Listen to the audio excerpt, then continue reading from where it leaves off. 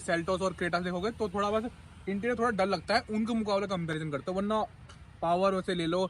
गाड़ी की boot space देखो और क्वालिटी की भी मैं एक चीज की बात करूँ ना, ये मारुति कहीं से भी फील नहीं होगी आप लोगों को। मोस्टली लोग क्रेटा पे चले जाते हैं क्योंकि क्रेटा बेस्ट सेलिंग गाड़ी है इस सेगमेंट की।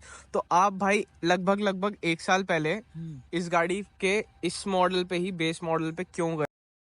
Guys welcome back to another video. आज हमारे सामने भाई ग्रैंड विटारा है और आज ना भाई ये गाड़ी चल चुकी है पूरे के पूरे 10,000 किलोमीटर। और इस गाड़ी के ना अभी मैं आपको ओनर से मिलवाता हूँ। आज की इस वीडियो में हम कवर करेंगे कि 10,000 किलोमीटर चलाने के बाद ग्रैंड विटारा जैसी गाड़ी में, जो कि मारुति सुजुकी की है, और कैसी लगी है ओनर को, और क्रेटा वगैरह से कंपेयर करके इस गाड़ी को देखेंगे। और अभी सबसे पहले मैं आपको इस गाड़ी के ओनर से मिलवाता हूँ। तो भाई इस गाड़ी के ओनर है भाई निश्चल भाई। तो कैसे हो भाई निश्चल भाई? भाई तुम बताओ यार आपका। तो बढ़िया भाई, आपने बताओ भाई, आप जो है गाड़ी को 10,000 किलोमीटर जो है चला दिया है बढ़िया तरह। तो क्या आपका एक्सपीरियंस रहा है भाई, प्रॉपरली बताओ। एक्सपीरियंस में सही बताऊं तो गाड़ी ना देखो हर चीज में बहुत बढ़िया है, बस थोड़ा रिलायबिलिटी में बताऊं उसमें भी बेस्ट है। आपको पता ही मारुति रिलायबिलिटी कैसी होती है। बस थोड़ा मुझे इसके डैशबोर्ड वगैरह थोड़ा प्लास्टिक क्वालिटी चीप भी लगती है। इंटीरियर वाइज देखा जाए तो अगर किया और सेल्टोस देखोगे, ठीक है, जैसे कि सेल्टोस और क्रेटा देखोगे तो थोड़ा बस इंटीरियर थोड़ा डल लगता है उनके मुकाबले कंपेरिजन करते हो, वरना पावर वैसे ले लो, माइलेज से ले लो, हर चीज में उनसे बेटर है। तो देखो भाई, इस सेगमेंट में ना काफी सारी गाड़ियां आती है और मोस्टली लोग क्रेटा पे चले जाते हैं क्योंकि क्रेटा बेस्ट सेलिंग गाड़ी है इस सेगमेंट की।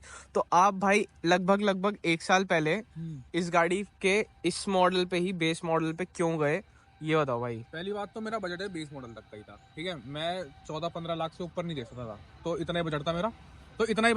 तो मैं 14-15 लाख से ऊपर नहीं दे सकता था। तो मैंने क्या करा, मैंने सोचा भाई बेस्ट वैल्यू फॉर मनी कौन सी गाड़ी है, जैसे कि सेल्टोस हुई, क्रेटा हो गई, ग्रैंड विटारा, एलिवेट वगैरह सब मैंने कंपेयर करी। और भाई पता है मैं ऑटोमोटिव यूट्यूबर हूँ, तो मेरे को पता था कि भाई कौन सी बेस्ट गाड़ी हो सकती है। और मैं बेस मॉडल में इससे ज्यादा बेस्ट वैल्यू फॉर मनी गाड़ी मुझे कोई लगी नहीं।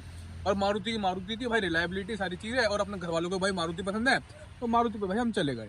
भाई जैसा कि आप लोगों ने देख लिया है, काफी ज्यादा जो है 10,000 किलोमीटर लगभग चल चुकी है गाड़ी।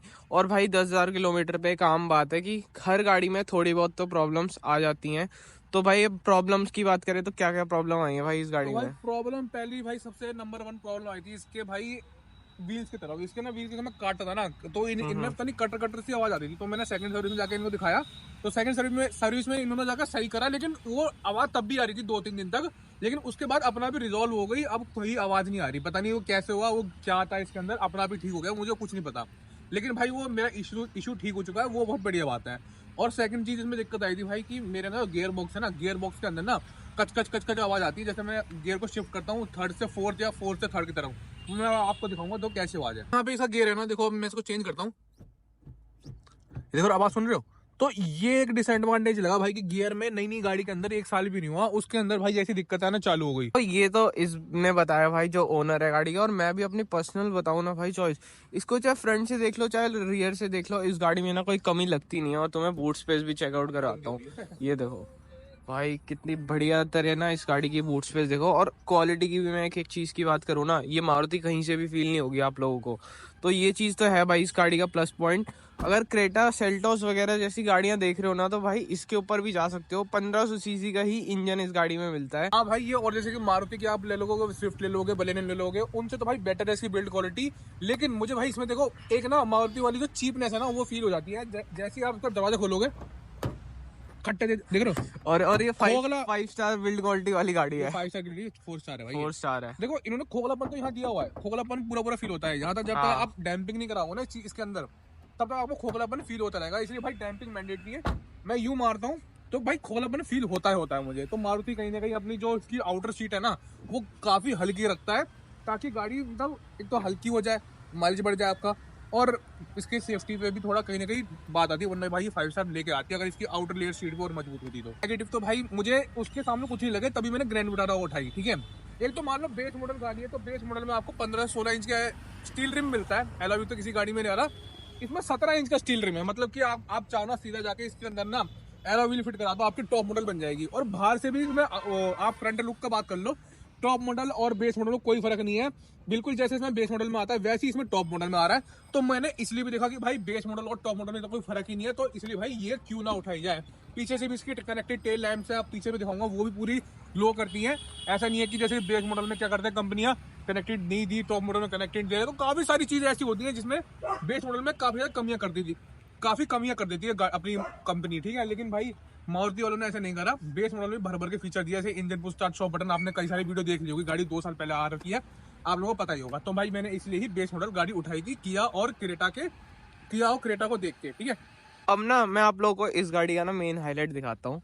अब ये देखो, जैसे भाई इस गाड़ी का लेग रूम देखो कितना ज्यादा मिलता है। और इधर की मैं बात करूँ ना, ये तो मैं कम लग रहा होगा क्योंकि भाई अमित भाई की हाइट है 6 फीट 5 इंच, है ना, इतनी है ना, 6'3" है भाई। तो मतलब काफी ज्यादा हाइट के लोग भी जो है कंफर्टेबली बैठ पाते हैं इस गाड़ी में। तो लेग रूम और सीट की कंफर्ट की मैं बात करूँ तो काफी ज्यादा अच्छा है। यहाँ पर आप लोगों को तीनों हेडरेस्ट एडजस्टेबल मिलते हैं। तो कोई भी बेस मॉडल गाड़ी ना ये सब चीजें ऑफर नहीं करती है, चाहे क्रेटा की बात कर लूँ चाहे किया की बात कर लूँ। तो यहाँ पर तो बिग विन है भाई ग्रैंड विटारा का।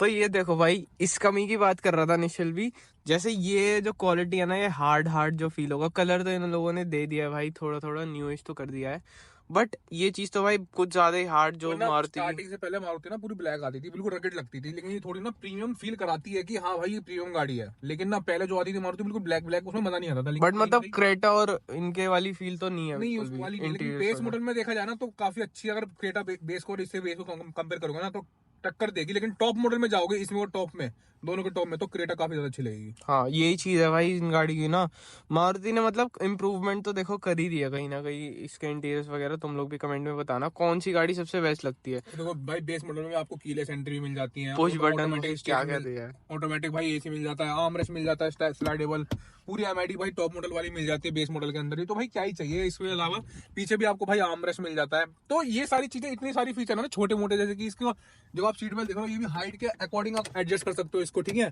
और पीछे भी आपको रीडिंग लैंप्स मिल जाते हैं, छोटे छोटे फीचर ऐसे हैं। और पीछे वाली सीट को आप रिक्लाइन कर सकते हो।